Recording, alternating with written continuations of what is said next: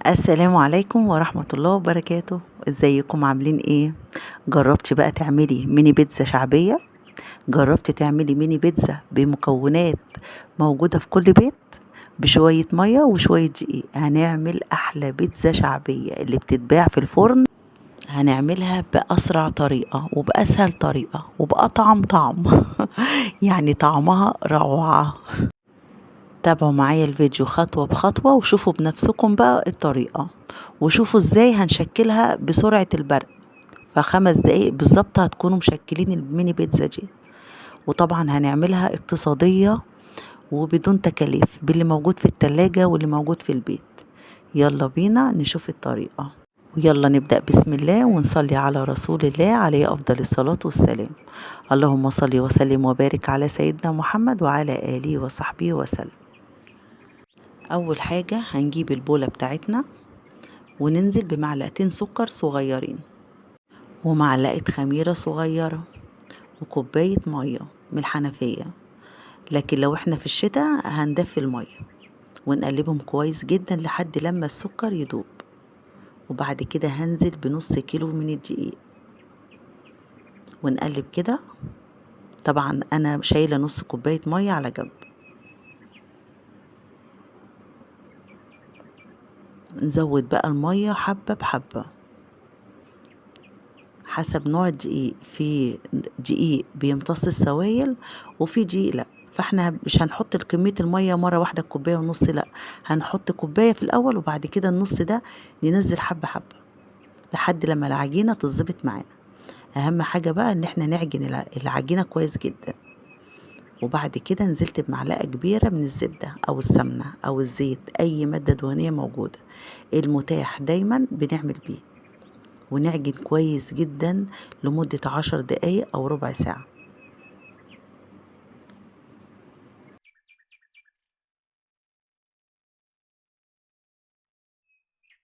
أهم حاجة العجن، إن احنا نعجنها كويس لحد لما تبقى عاملة زي اللبانة كده، تكون مش بتتقطع، بتمط.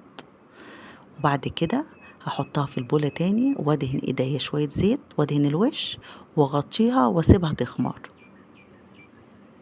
طبعا في الصيف بتاخد حوالي نص ساعة.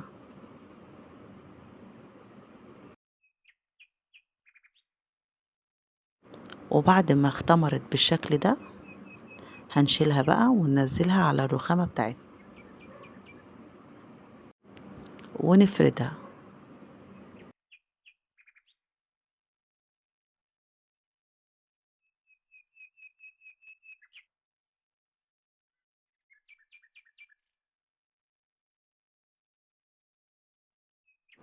بالشكل ده. وانزل بقى بالمادة الدهنية بتاعتنا، الزبدة او السمنة او الزيت المتاح، وندهنها بالشكل ده، بس طبعا لو زبدة او سمنة بتكون احسن. وبعد كده نطبقها زي ما حضراتكم كده شايفين، وندخلها التلاجة لمدة ربع ساعة. وبعد كده نخرجها ونفردها بقى بالشكل ده. بصوا بقى هنقطعها ازاي بأسهل طريقة. احنا كده فردناها على شكل مربع. نجيب بقى القطاعة بتاعتنا ونقطع كده مربعات. طبعا انتوا لو حبيتوا تعملوها دواير قطعوها زي ما انتوا عايزين، بس طبعا هتاخد معاكم غلبة سنة، لان طبعا بتقطعوا والحتت اللي بتفيد بتلموها تاني وبعد كده تفردوها تاني، لكن كده مرة واحدة دفعة واحدة بس. شايفين؟ طريقة سهلة جدا، سرعة مفيش زيها، وبيتزا مفيش زيها، ميني بيتزا جميلة. فين بقى اللايك الحلو الجميل اللي زيكم ده؟ شايفين؟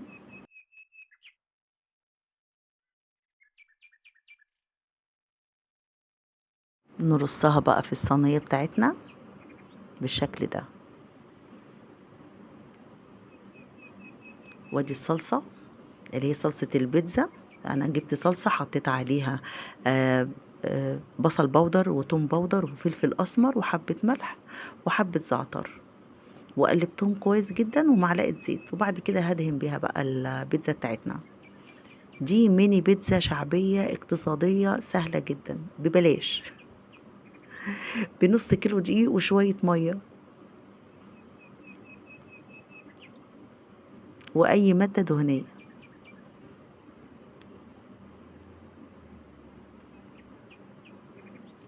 طبعا بقى احنا هنزوقها بأي حاجة موجودة عندنا.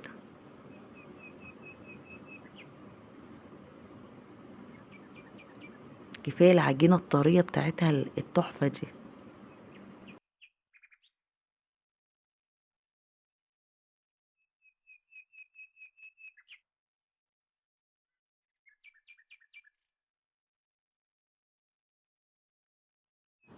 كان عندي حتتين جبنة رومي، بشرتهم وهندهنها. طبعا في الفرن مش بيملوها جبنة بقى موتزاريلا وبيدوها كده حقها، لا بيرشوا كده حاجات بسيطة، فاحنا هنرشها برضو حاجات بسيطة المتاح في البيت. عندكم رومي، عندكم موتزاريلا، المهم اللي انتوا تحطوا اي حاجة اللي موجود. وممكن ما تحطوش كمان جبنة، ممكن تحطوا خضار بس، فلفل بقى اخضر، طماطم، زيتون، اللي موجود.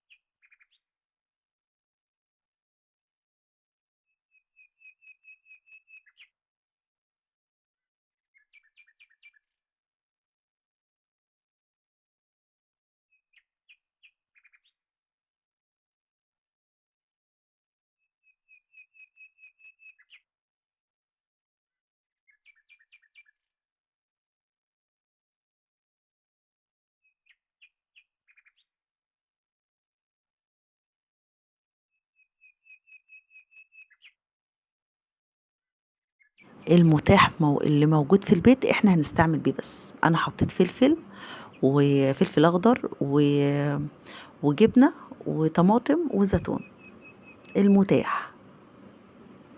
لو وصلت معايا لحد هنا بقى ما تنسيش اللايك، تشتركي في القناة وتفعلي زر الجرس وتشاركي الوصفة لحبايبك عشان يستفيدوا، وتعليق جميل كده زيكم.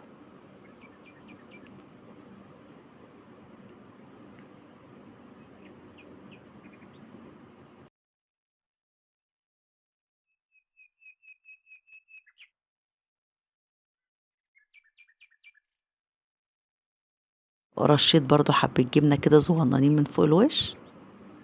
ويلا بينا بقى نكون مسخنين الفرن كويس جدا وندخلها على درجة حرارة 200. مش هتاخد معانا ربع ساعة. عملنا بنص كيلو كمية جميلة جدا. وادي بعد ما خرجت، يلا احنا في الفرن دلوقتي في المخبز. شايفين الجمال؟ نرصها بقى في طبقنا.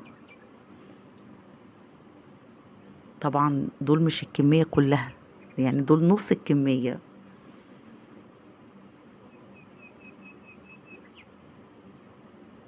تحفة تحفة تحفة.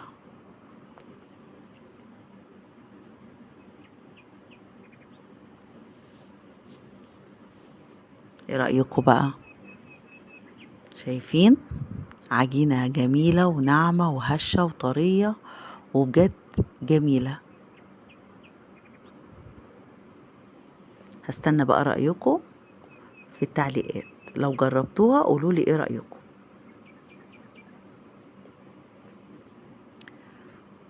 واتمنى بقى ان الفيديو يكون عجبكم ووصفتي تكون عجبتكم.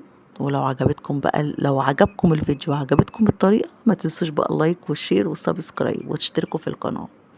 والسلام عليكم ورحمة الله وبركاته.